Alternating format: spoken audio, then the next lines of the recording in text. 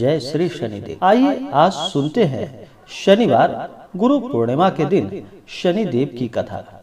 आप सभी को गुरु पूर्णिमा की ढेर सारी शुभकामनाएं। शनिदेव दंडनायक शनि और कर्म फलदाता शनिदेव है। जो जैसा कर्म करते हैं शनिदेव उन्हें वैसा ही फल प्रदान करते हैं। तो आइए सुनते हैं शनिदेव की कथा।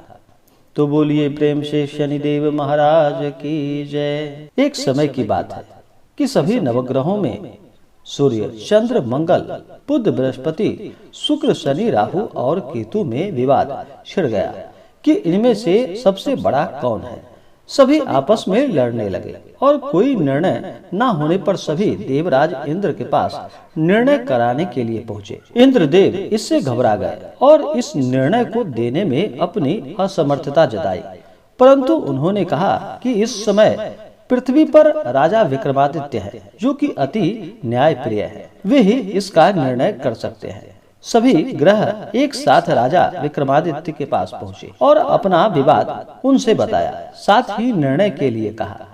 राजा इस समस्या से अति चिंतित हो उठे, क्योंकि वे जानते थे कि जिस किसी को भी छोटा बताया जाए वही कुपित हो उठेगा।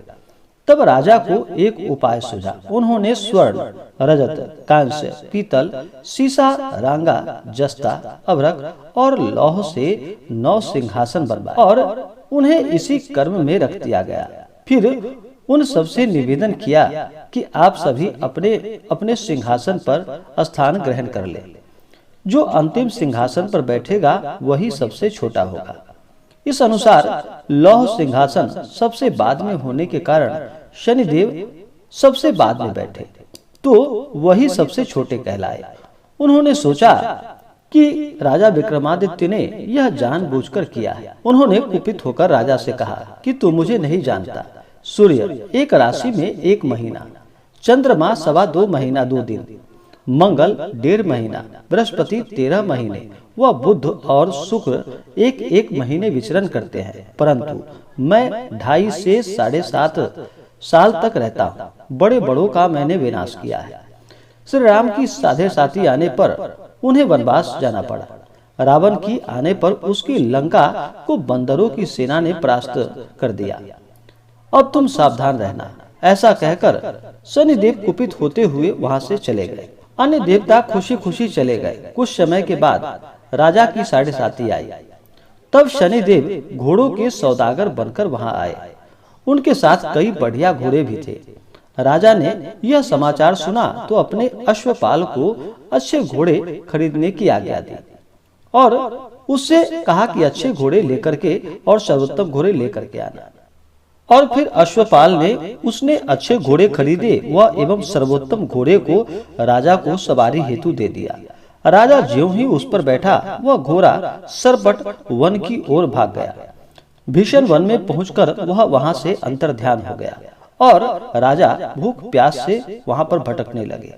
तब एक ग्वाले ने उसे पानी पिलाया। राजा ने प्रसन्न होकर उसे अपनी अंगूठी दे दी। वह अंगूठी देकर राजा नगर को चल दिया और वहां अपना नाम उज्जैनी निवासी बीका बताया। वहां के एक सेठ की दुकान में उसने जल इत्यादि पिया और कुछ विश्राम भी किया। भाग्यवश उस दिन सेठ की बड़ी बिक्री हुई। सेठ ने उसे खाना इत्यादि खिलाया और खुश होकर अपने साथ घर ले गया। वहां उसने एक खूंटी पर देखा कि एक हार टंगी हुई है, जिससे कि खूंटी निकल रही थी। थोड़ी देर में पूरा हार गायब था। जब सेठ के आने पर देखा कि हार गायब है तो उसने समझा कि वीका ने ही इसे चुराया है। उसने वीका को कोतवाल के पास पकड़वा दिया। फिर राजा ने उसे चोर समझकर उसके हाथ पैर कटवा दिए। वह चौरंगिया बन गया और नगर के बाहर फेंकवा दिया गया। वहां से एक तेली निकल रहा था, जिसे कि उस पर दया आ गई और उसने वीका को अपनी गाड़ी में बिठा लिया। वह अपनी जीभ से बैलों को हाँकने लगा। उस काल राजा की शनि दशा समाप्त हो गई। वर्षा काल आने पर वह मल्लाहार गाने लगा। तब वह जिस नगर में था वहां की राजकुमारी मन भावनी को वह इतना भाया कि उसने मन ही मन प्रण कर लिया कि वह उस राग गाने वाले से ही विवाह करेगी। उसने दासी को उसको ढूंढने के लिए भेजा। दासी ने बताया कि वह एक चौरंगिया है, परंतु राजकुमारी न मानी और अगले ही दिन उठते ही वह अनशन पर बैठ गई कि विवाह करेगी तो उसी से।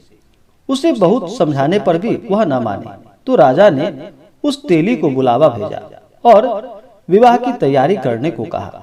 फिर उसका विवाह राजकुमारी से हो गया।